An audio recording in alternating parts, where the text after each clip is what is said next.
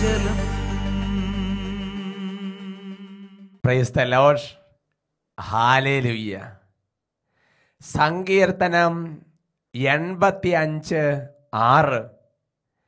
അങ്ങയുടെ ജനം അങ്ങയിൽ ആനന്ദിക്കേണ്ടതിന് ഞങ്ങൾക്ക് നവജീവൻ നൽകുകയില്ലയോ?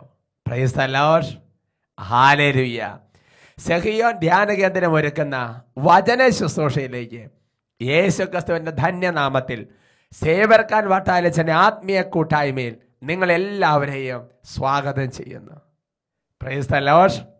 നമ്മൾ ഇപ്പോൾ കേട്ട തിരുവചന ഭാഗം 85 സങ്കീർത്തനത്തിൽ 6 തിരുലിഖിതമാണ്. അങ്ങയുടെ ജനം അങ്ങയിൽ ആനന്ദിക്കേണ്ടതിന് ഞങ്ങൾക്ക് നവജീവൻ നൽകുകയില്ലയോ? Praise the lord. ഉറക്കെ പറയാം ഹല്ലേലൂയ. പ്രിയപ്പെട്ട സഹോദരങ്ങളെ, എന്താണ് ഈ വചനത്തിന് ഉൾപ്പൊരുള്? കർത്താവിൻ്റെ ജനം കർത്താവിലാണ് ആനന്ദിക്കേണ്ടത്. അതിനുവേണ്ടി പ്രാർത്ഥിക്കുകയാണ്, ദൈവമേ ഞങ്ങൾക്ക് നവജീവൻ നൽകുകയില്ലയോ? ഇപ്പോൾ ഈ വചന ശുശ്രൂഷയെ സംബന്ധിച്ചുകൊണ്ടിരിക്കുന്ന ഓരോരുത്തർക്കും കർത്താവ് ഒരു നവജീവൻ നൽകുമ്പോൾ എന്താണ് സംഭവിക്കുന്നത്? കർത്താവിൻ്റെ ജനം കർത്താവിൽ ആനന്ദിക്കും. പ്രിയപ്പെട്ട സഹോദരങ്ങളെ, അതൊരു യാഥാർത്ഥ്യമാണ്. ഒരു വ്യക്തിക്ക് കർത്താവ് ഒരു വിടുതൽ നൽകുമ്പോൾ, ഒരു വ്യക്തിക്ക് കർത്താവ് ഒരു സൗഖ്യം നൽകുമ്പോൾ, ഒരു വ്യക്തിക്ക് കർത്താവ് ഒരു ഉന്നതകരമായ കൃപ നൽകി അനുഗ്രഹിക്കുമ്പോൾ അത് ദൈവജനത്തിന് മുഴുവൻ വലിയൊരു ആനന്ദത്തിന്റെ വിഷയമാണ്. ഉറക്കെ പറയാം ഹല്ലേലൂയ. പുതിയ നിയമത്തിൽ ഏലീശ ഗർഭവതിയായ വാർത്ത കേട്ടപ്പോൾ ഒരുപാട് പേര് ആനന്ദിച്ചതിനെ കുറിച്ച് സൂചനയുണ്ട്. ഹല്ലേലൂയ. Price the Lord. എന്ന് പറയുന്നത് പോലെ കർത്താവ് നമുക്കൊരു അനുഗ്രഹം തരുമ്പോൾ അത് നമുക്ക് വേണ്ടി മാത്രമല്ല, കർത്താവിൻ്റെ ജനം കർത്താവിൽ ആനന്ദിക്കാൻ കർത്താവ് നൽകുന്ന ഒരു അവസരം, ഒരു ഒരുക്കലുമാണത്. കർത്താവിൽ നമുക്ക് ആനന്ദിക്കാൻ ഒരു വ്യക്തിയുടെ സാക്ഷ്യം നിങ്ങളെ ശ്രദ്ധയിൽപ്പെടുത്താം. ആ വ്യക്തി ഇങ്ങോട്ട് ഫോട്ടോ ഒക്കെ വെച്ച് സാക്ഷ്യം എഴുതി അറിയിച്ചിരിക്കുകയാണ്. ആ വ്യക്തി കർത്താവ് വലിയൊരു അത്ഭുതകരമായ ദൈവിക ഇടപെടൽ ആ വ്യക്തിയുടെ ജീവിതത്തിലുണ്ടായി. ആ വ്യക്തിയുടെ സാക്ഷ്യം ഞാൻ നിങ്ങളെ ശ്രദ്ധയിൽപ്പെടുത്താം. എൻ്റെ പേര് മിസ്സിസ് ലിൻസി ഡെയ്സൺ. സ്ഥലം ബാംഗ്ലൂർ. വീട്ടുപേര് ചിറ്റിലപ്പള്ളി. ഞങ്ങൾക്ക് 2 ആൺമക്കളാണുള്ളത്. ഞാൻ 2010 ഒക്ടോബർ മാസത്തിൽ 14 മുതൽ 19 വരെ ബഹുമാനപ്പെട്ട ബിനോയേച്ചൻ നയിച്ച ആന്തരിക സൗഖ്യ വളർച്ചാ ധ്യാനത്തിൽ സെഹിയോനിൽ വന്ന് സംബന്ധിച്ചിരുന്നു. എനിക്ക് 12 വർഷമായി കഴുത്തൊളിക്കുന്നതിനെ തുടർന്ന് ഞരമ്പ് വഴിക്ക് അസുഖമായ വേദന ശരീരത്തിൻ്റെ വലതുവശത്തെ തല മുതൽ പാദം വരെ അലട്ടിയിരുന്നു.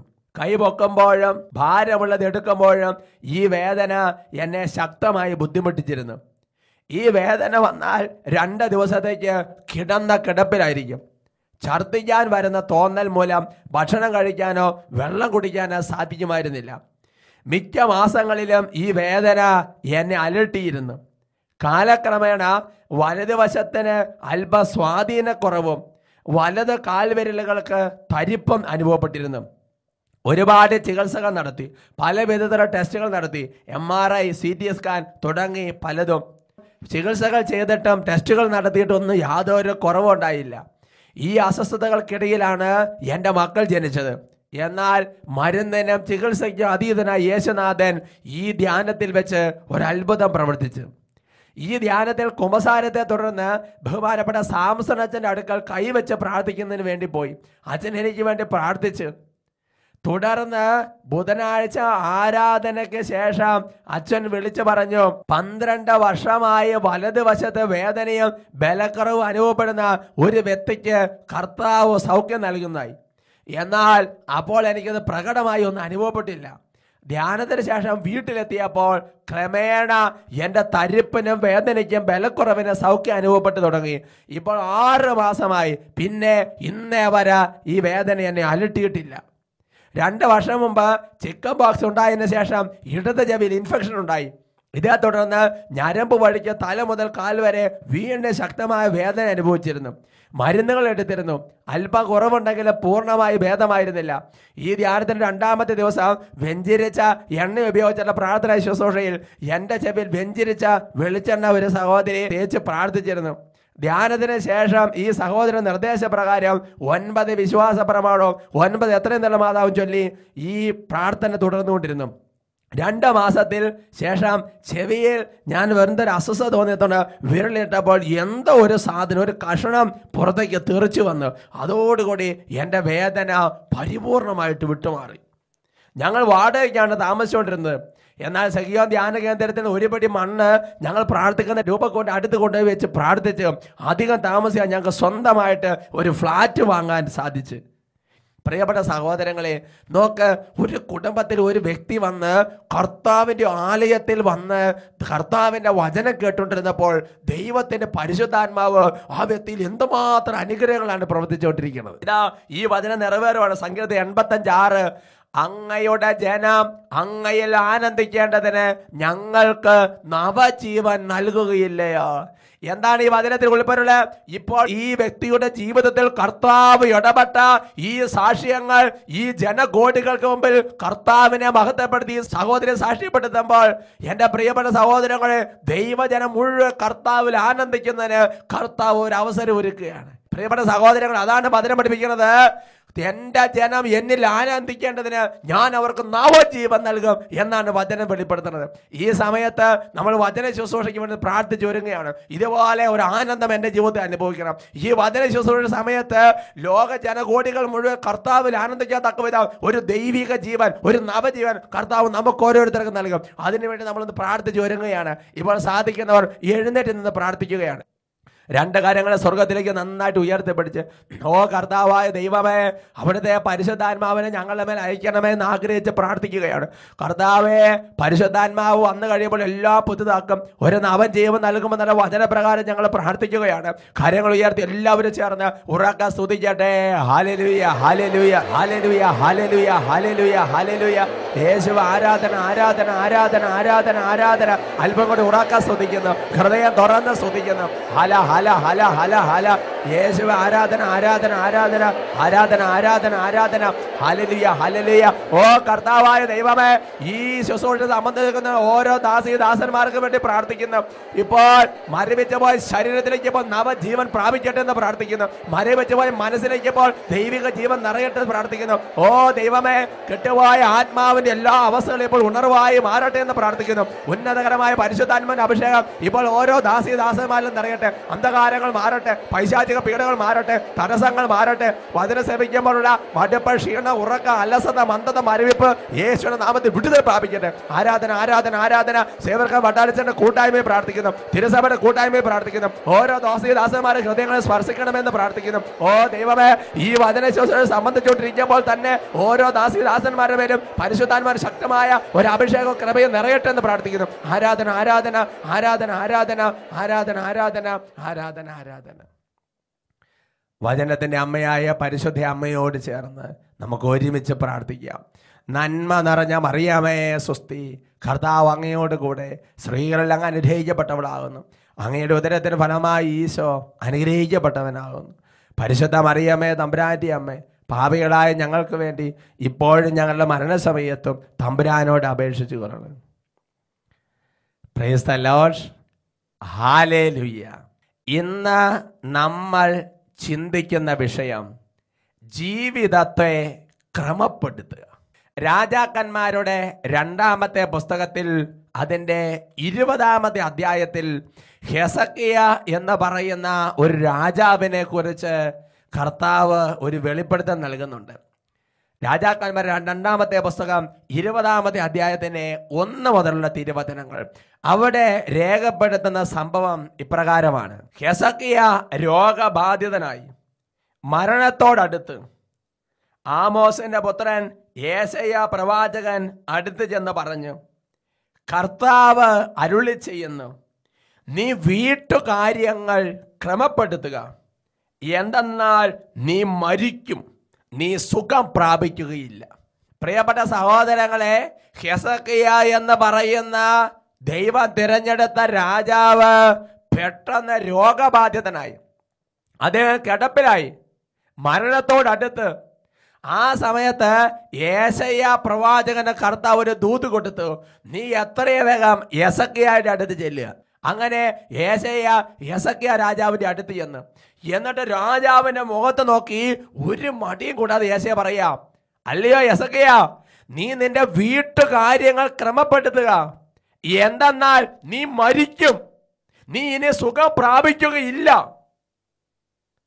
അവർക്ക് പറയാം ഹല്ലേലൂയ. പ്രിയപ്പെട്ട സഹോദരങ്ങളെ, രോഗശൈലിയിൽ മരണത്തോട് അടുത്ത് കിടക്കുന്ന ഒരാളോട് ഇങ്ങനൊരു കാര്യം പറഞ്ഞാൽ സ്ഥിതി നിങ്ങൾ ചിന്തിച്ചു നോക്ക്.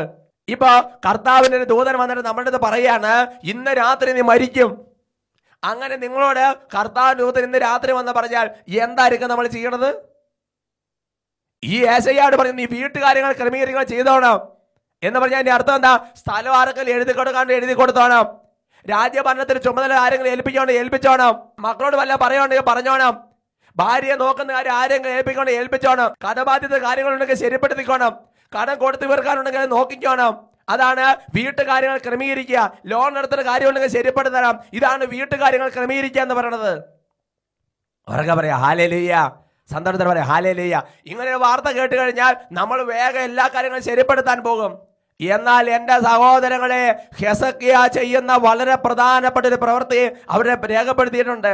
യെസക്കിയാ എന്താണ് ചെയ്തത്? തുടർന്നുള്ള വാക്യങ്ങൾ നമുക്ക് കേൾക്കാം. യെസക്കിയാ ചുമരിലേക്ക് മുഖം തിരിച്ച് കർത്താവിനോട് പ്രാർത്ഥിച്ചു, കർത്താവേ, ഞാൻ എത്ര വിശ്വസ്തമായും ആത്മാർത്ഥമായുമാണ് അങ്ങയുടെ മുൻപിൽ നന്മ പ്രവർത്തിച്ചത് എന്ന് ഓർക്കണമേ. പിന്നെ അവൻ ദുഃഖത്തോടെ കരഞ്ഞു. അപ്പോ യെസക്കിയായുടെ വീട്ടുകാര്യങ്ങൾ ക്രമീകരിക്കണം എന്ന് പറഞ്ഞപ്പോ യെസക്കിയാ വീട്ടുകാര്യങ്ങൾ ക്രമീകരിക്കാനല്ല പോയത്. യെസക്കിയാ പിന്നെ ചെന്ന് തന്റെ ആത്മാവിന്റെ കാര്യങ്ങൾ ക്രമീകരിച്ചു. തന്റെ ആത്മാവിന്റെ കാര്യങ്ങൾ ക്രമപ്പെടുത്തി. അവന് കിടക്ക ഭയന്ന് എഴുന്നേറ്റ് പെട്ടെന്ന് ആൾക്കാരെ വിളിച്ചുകൊണ്ട് കാര്യങ്ങൾ ചെയ്യാനല്ല പോയത്. യെസക്കിയാ കിടക്കയിൽ കിടന്ന് ചുമരിനോട് മുഖം തിരിഞ്ഞങ്ങ് പ്രാർത്ഥിച്ചു, എന്റെ ദൈവമേ, ഞാൻ ജീവിച്ചിരുന്ന എത്രയും കാലഘട്ടത്തിൽ എത്ര ആത്മാർത്ഥമായാണ് അങ്ങയുടെ മുൻപിൽ നന്മ പ്രവർത്തിച്ച് നീ ഓർക്കണമേ. പ്രിയപ്പെട്ട സഹോദരങ്ങളെ, യെസക്കിയാ ജീവിതത്തിന്റെ ഭൗതിക കാര്യങ്ങൾ ക്രമപ്പെടുത്താനല്ല പോയത്, അവനവന്റെ ആത്മാവിന്റെ കാര്യങ്ങൾ ക്രമപ്പെടുത്താനാണ് പോയത്. എന്താണ് സംഭവിച്ചത്? യെശയ്യായ്ക്ക് വീണ്ടും കർത്താവിന്റെ അരുളപ്പാടുണ്ടായി. 4-ാം തിരുലിഖിതം കൊട്ടാരത്തിന് അങ്കണം വിടുന്നതിന് മുമ്പ് തന്നെ യെശയ്യായ്ക്ക് കർത്താവിന്റെ അരുളപ്പാടുണ്ടായി. നീ മടങ്ങിച്ചെന്ന് എന്റെ ജനത്തിന്റെ രാജാവായ യെസക്കിയായോട് അവന്റെ പിതാവായ ദാവീദിന്റെ ദൈവമായ കർത്താവ് ഇപ്രകാരം അറിയിക്കുന്നു പറയുക, ഞാൻ നിന്റെ കണ്ണീർ കാണുകയും പ്രാർത്ഥന കേൾക്കുകയും ചെയ്തിരിക്കുന്നു. ഞാൻ നിന്നെ സുഖപ്പെടുത്തും. 3-ാം ദിവസം നീ കർത്താവിന്റെ ആലയത്തിലേക്ക് പോകും. ഞാൻ നിന്റെ ആയുസ് 15 വർഷം കൂടി നീട്ടി തന്നിരിക്കുന്നു. മരണക്കിടക്കയിൽ കിടക്കുന്ന യെശയ്യായ്ക്ക് കർത്താവിന്റെ അരുളപ്പാടുണ്ടായപ്പോൾ അവനവന്റെ ആത്മാവിന്റെ കാര്യങ്ങൾ കണ്ണുനീരോടെ ക്രമപ്പെടുത്തിയപ്പോൾ വചനം പഠിപ്പിക്കുകയാണ്, യെശയ്യായുടെ ആയുസ്സിനെ കർത്താവ് നീട്ടിക്കൊടുത്ത് അനുഗ്രഹിച്ചു എന്ന് വചനം പഠിപ്പിക്കുകയാണ്. പ്രിയപ്പെട്ട സഹോദരങ്ങളെ, ഈ തിരുവചന ഭാഗം നമ്മുടെ ജീവിതത്തിൽ ചില കാര്യങ്ങൾ ചൂണ്ടിക്കാണിച്ചു തരുന്നുണ്ട്. നിന്റെ ജീവിതത്തിൽ നീ അനുഗ്രഹം പ്രാപിക്കണമെന്നുണ്ടെങ്കിൽ, നീ നാളെ മരിക്കുമെന്നുള്ള വാർത്ത കഴിഞ്ഞ് പറഞ്ഞ ബിഷോകറിനെ വിളിക്കാനുള്ള യെസക്കിയാ പോയത്, ചികിത്സയുടെ കാര്യങ്ങൾക്ക് യെസക്കിയാ പോയത്. യെസക്കിയാ ആത്മാവിന്റെ കാര്യങ്ങൾ ശ്രദ്ധിച്ചു.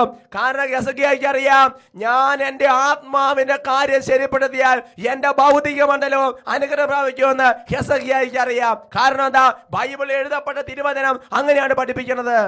യോഹന്നാന്റെ 3-ാമത്തെ ലേഖനം 2-ാം തിരുലിഖിതം, വാത്സല്യ ഭാജനമേ, നിന്റെ ആത്മാവ് ക്ഷേമസ്ഥിതിയിലായിരിക്കുന്നത് പോലെ തന്നെ എല്ലാ കാര്യങ്ങളിലും നിനക്ക് ഐശ്വര്യമുണ്ടാകട്ടെ എന്നും നീ ആരോഗ്യവാനായിരിക്കട്ടെ എന്നും ഞാൻ പ്രാർത്ഥിക്കുന്നു. യോഹന്നാൻ ശ്ലീഹ ഈ ലേഖനം വായിക്കുന്ന മുഴുവൻ ജനകോടികളെ സംബോധന ചെയ്യുകയാണ്. വാത്സല്യ ഭാജനമേ, ഈ വചനം കേട്ടുകൊണ്ടിരിക്കുന്ന വാത്സല്യ ഭാജനമേ, വചനം പഠിപ്പിക്കുകയാണ്, നിന്റെ ആത്മാവ് ക്ഷേമസ്ഥിതിയിലായിരിക്കുന്നത് പോലെ തന്നെ നീ എല്ലാ കാര്യങ്ങളും ഐശ്വര്യം പ്രാപിക്കും, നീ ആരോഗ്യവാനായി തീരും. യെസക്കിയാ ആത്മാവിന്റെ കാര്യങ്ങൾ ക്രമീകരിച്ചപ്പോൾ അവന്റെ ആത്മാവ് ക്ഷേമസ്ഥിതിയിലായി കഴിഞ്ഞപ്പോൾ അവന്റെ ഭൗതികമായ അനുഗ്രഹം പ്രാപിച്ചു, അവൻ ആരോഗ്യം ലഭിച്ചു, അവന്റെ രോഗം മാറി, അവൻ സൗഖ്യം പ്രാപിച്ചു, വിടുതൽ പ്രാപിച്ചു. വീണ്ടും വീണ്ടും ഊർജ്ജസ്വലനായി അവൻ ആ രാജ്യത്തിലൂടെ വ്യാപരിക്കുന്ന ദൃശ്യങ്ങൾ തുറന്ന് രേഖപ്പെടുത്തിയിട്ടുണ്ട്. എന്റെ പ്രിയപ്പെട്ട സഹോദരങ്ങളെ, ഇന്ന് അനേകം ആൾക്കാർ അനുഗ്രഹം പ്രാപിക്കാത്തതിന് വളരെ പ്രധാനപ്പെട്ട കാരണം എന്നറിയാമോ? ഭൗതിക കാര്യങ്ങളെ ക്രമപ്പെടുത്താനുള്ള നെട്ടോട്ടമാണിത്. ഭൗതിക കാര്യങ്ങൾ ക്രമപ്പെടുത്താൻ നെട്ടോട്ടം ഓടരുത്. നീ ക്രമപ്പെടുത്തുന്നത് നിന്റെ ആത്മാവിന്റെ കാര്യമാണ്. പ്രിയപ്പെട്ട ദൈവത്തിനെ, ഇന്ന് രാത്രി കർത്താവിന്റെ ദൂതൻ വന്ന് നീ ഇന്ന് മരിക്കുമെന്ന് പറഞ്ഞാൽ നീ നിന്റെ ആത്മാവിനെ ക്രമപ്പെടുത്തിയിട്ടുണ്ടോ? എന്തുകൊണ്ട് ധ്യാനം കൂടുമ്പോൾ മദ്യപാനം മാറണത്? എന്തുകൊണ്ട് ധ്യാനം കൂടുമ്പോൾ കടബാധ മാറണത്? എന്തുകൊണ്ട് ധ്യാനം കൂടുമ്പോൾ ബിസിനസ് തടസ്സം മാറണത്? എന്തുകൊണ്ട് ധ്യാനം കൂടുമ്പോൾ വിവാഹ തടസ്സം മാറണത്? എന്തുകൊണ്ട് ധ്യാനം കൂടുമ്പോൾ മക്കൾ ജനിക്കുന്നത്? എന്തുകൊണ്ട് ധ്യാനം കൂടുമ്പോൾ സ്ഥലത്തിന്റെ പ്രശ്നം മാറണത്? നിന്റെ ആത്മാവിന്റെ കാര്യങ്ങൾ ശരിപ്പെടുത്തുമ്പോൾ നിന്റെ ഭൗതിക കാര്യങ്ങൾ ശരിപ്പെടും. അതാണ് അതിന് കാരണം. പ്രിയപ്പെട്ട ദൈവവൈദ്യലെ, ഭൗതിക കാര്യങ്ങൾ ശരിപ്പെടുത്താൻ വേണ്ടി നീ നെട്ടോട്ട് ഓടിയിട്ട് എന്തുകൊണ്ട് നീക്കുവാക്കി? ഇത്രയും കാലം ഓടിയിട്ട് എന്തുകൊണ്ട് നീക്കുവാക്കി? Price the lord. ഉറക്കെ പറയാം ഹല്ലേലൂയ. അതുകൊണ്ട് പ്രിയപ്പെട്ട ദൈവവൈദ്യലെ, നീ ചിന്തിക്കേണ്ട ഒരു കാര്യമുണ്ട്. നിന്റെ ആത്മീയ കാര്യങ്ങൾ നീ ശരിപ്പെടുത്തണം. നിന്റെ ആത്മീയ കാര്യങ്ങൾ നീ ക്രമപ്പെടുത്തണം. അതിനെക്കുറിച്ച് ബൈബിളിൽ വളരെ ശക്തമായ മറ്റൊരു വെളിപ്പെടുത്തലുണ്ട്. 2 ദിനവൃത്താന്തം 27:6. കർത്താവിന്റെ ഇഷ്ടമനുസരിച്ച് തന്റെ ജീവിതം ക്രമപ്പെടുത്തിയതിനാൽ യോഥാം പ്രബലനായി എന്ന് പറഞ്ഞാൽ അവന്റെ എല്ലാ കാര്യം ഐശ്വര്യം പ്രാപിച്ചു. അതുകൊണ്ട് പ്രിയപ്പെട്ട ദൈവവൈദ്യലെ, കർത്താവിന്റെ ഇഷ്ടമനുസരിച്ച് നിന്റെ ജീവിതത്തെ ക്രമപ്പെടുത്തുമ്പോൾ നീ എല്ലാ കാര്യങ്ങളിലും ഐശ്വര്യം പ്രാപിച്ചു വരും. നീ എല്ലാ കാര്യങ്ങളും പ്രബലനായി തീരുമെന്ന് എഴുതപ്പെട്ട വചനം നിനക്ക് ഉറപ്പ് തരികയാണ്. അതുകൊണ്ട് പ്രിയപ്പെട്ട ദൈവവൈദ്യലെ, നിന്റെ ആത്മാവിന്റെ കാര്യങ്ങൾ നീ നന്നായിട്ടൊന്ന് ക്രമപ്പെടുത്തണം. എന്ന് പറഞ്ഞാൽ തൊഴുത്തിൽ നിന്ന് വരുന്ന പശുക്കുട്ടി എന്നതുപോലെ ലക്കും ലഗാനും ഇല്ലാത്ത ഒരു ആത്മീയ ജീവിതം ആകരുത്. തോന്നിയ പള്ളി പോകും, തോന്നിയ കുരിശ് വരയ്ക്കും, തോന്നിയ ബൈബിൾ വായിക്കും. അങ്ങനെയല്ല. ജീവിതത്തിന് ഒരു ക്രമവും ചിട്ടയും വേണം. നിന്റെ ആത്മാവിന് ഒരു ക്രമവും ചിട്ടയും വേണം. നിനക്ക് പ്രാർത്ഥന ജീവിതത്തിന് ക്രമവും ചിട്ടയും വേണം. ഭക്ഷണം കഴിക്കാൻ ഒരു ചിട്ടയുള്ളത് പോലെ, മരുന്ന് കഴിക്കാൻ ഒരു ചിട്ടയുള്ളത് പോലെ നീ നിന്റെ ആത്മീയ കാര്യങ്ങൾക്ക് ഒരു ചിട്ടയും ക്രമവും വരുത്തണം. യേശുക്രിസ്തു രാത്രിയുടെ യാമങ്ങളിൽ എല്ലാ ദിവസവും വിവിധ പ്രദേശങ്ങളിലേക്ക് പ്രാർത്ഥിക്കാൻ പോയി. ഒരു ചിട്ടയും ക്രമവും ഉണ്ടായിരുന്നു. ഓരോ വിശുദ്ധന്റെ ജീവിതത്തെ നോക്കുക, ഒരു ചിട്ടയും ക്രമം ഉണ്ടായിരുന്നു. ആധ്യാത്മികമായും ഭൗതികമായും അനുഗ്രഹം പ്രാപിക്കുന്ന ഏതൊരു ദൈവമല്ലെന്ന് നോക്കിക്കോ, അവന്റെ ആത്മീയ കാര്യങ്ങൾക്ക് ചിട്ടയും ക്രമം ഉണ്ടാവും. അതുകൊണ്ട് പ്രിയപ്പെട്ട ദൈവപൈതലേ, നീ ചെയ്യേണ്ട ഒരു കാര്യമുണ്ട്. നിന്റെ ജീവിതത്തെ നന്നായിട്ട് ക്രമപ്പെടുത്തണം. നീ ആത്മീയ കാര്യങ്ങൾക്ക് പ്രാധാന്യം കൊടുക്കണം. മത്തായി 6:33. നിങ്ങൾ ആദ്യം അവിടുത്തെ രാജ്യവും അവിടുത്തെ നീതിയും അന്വേഷിക്കുക, അതോടൊപ്പം മറ്റവയെല്ലാം നിനക്ക് ലഭിക്കും.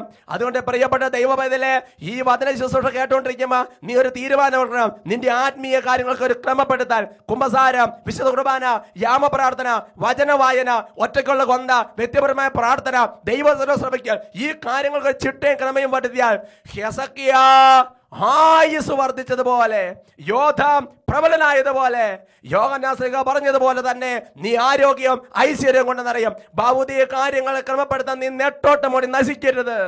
ആത്മാവ് ക്രമപ്പെടുത്തി ഭൗതികത കൃപയിലാക്കുക. Praise the lord. എഴുന്നേറ്റ് നിൽക്കാം. കർത്താവിന്റെ സന്നിധിയിൽ നമ്മൾ പ്രാർത്ഥിക്കാൻ വേണ്ടി പോവുകയാണ്.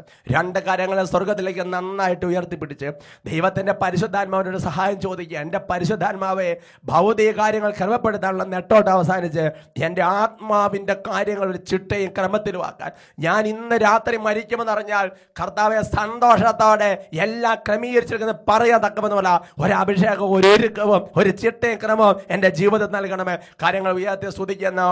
ആരാധന ആരാധന ആരാധന ആരാധന ആരാധന. ഓ കർത്താവേ, ഇപ്പോൾ ഈ വചന ശുശ്രൂഷയിൽ സംബന്ധിച്ച് പ്രാർത്ഥിച്ചുകൊണ്ടിരിക്കുന്ന ഓരോ ദാസന്മാർക്ക് വേണ്ടി പ്രാർത്ഥിക്കുകയാണ്.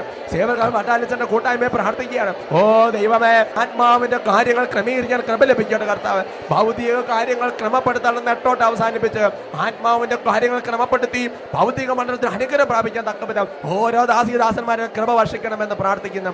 ആരാധന ആരാധന ആരാധന ആരാധന ആരാധന ആരാധന ആരാധന ആരാധന ആരാധന ആരാധന. ആത്മാവിനെ ക്രമപ്പെടുത്തി നീ അനുഗ്രഹം പ്രാപിക്കുക. Praise the lord. ജീവജലം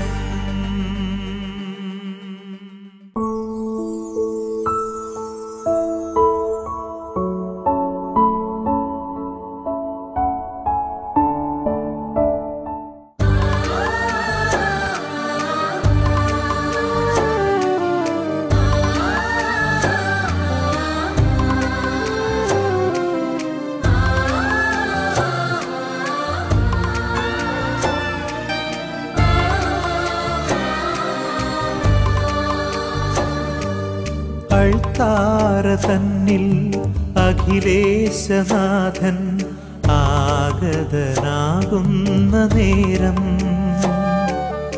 അപ്പമായെന്നും മർത്യനായെന്നും നിത്യരിൽ വാഴാൻ അലിയുന്ന സ്നേഹമായി തീരുമീ നിമിഷം. അധരങ്ങളെ ചേർന്നു പാടിയിടുക അവിരാമം നാഥനായ ആരാധന. അധരങ്ങളെ ചേർന്നു പാടിയിടുക അവിരാമം നാഥനായ ആരാധന.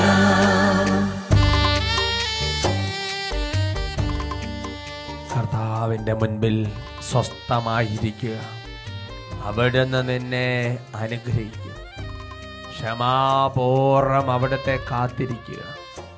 അവിടുന്ന് നിന്നെ അനുഗ്രഹിക്കുമെന്ന സങ്കീർത്തനം പറഞ്ഞിരിക്കുന്ന ഓരോ വചനങ്ങളും മനസ്സിൽ സൂക്ഷിച്ച് ഹൃദയവും ആത്മാവും ശരീരവും എല്ലാം സ്വസ്ഥമാക്കി കർത്താവിൻ്റെ അനുഗ്രഹം പ്രതീക്ഷിച്ച് കർത്താവിനെ ആരാധിച്ച് പ്രാർത്ഥിക്കുന്ന ഓരോ ദാസിദാസന്മാരെയും കർത്താവ് അനുഗ്രഹിക്കും. ഇപ്പോൾ ഹൃദയത്തിൻ്റെ നെടുവേർപ്പുകളെല്ലാം പ്രാർത്ഥനകളായി ഉയരട്ടെ. ഹൃദയത്തിൻ്റെ നൊമ്പരങ്ങളെല്ലാം കണ്ണുനീരായി ഒഴുകട്ടെ. കണ്ണുനീര് കണ്ടാൽ, പ്രാർത്ഥന ഉയർന്നാൽ അതെല്ലാം സ്വീകരിച്ച് അനുഗ്രഹിക്കുന്ന ദൈവമാണ് നമ്മുടെ ദൈവം. കർത്താവിൻ്റെ പക്കലേക്ക് 2 കരങ്ങൾ ഉയർത്തി പ്രാർത്ഥിക്കുകയാണ്. ദൈവമേ, കണ്ണീരിൽ കുതിർന്ന ഈ ജീവിതങ്ങൾ കാണണമേ. ഞങ്ങളുടെ ഹൃദയത്തിൻ്റെ ഓരോ വ്യഥകൾ അവിടുന്ന് കാണണമേ കർത്താവേ. പ്രാർത്ഥിക്കാൻ പറ്റാത്ത അവസ്ഥകളുണ്ട് കർത്താവേ.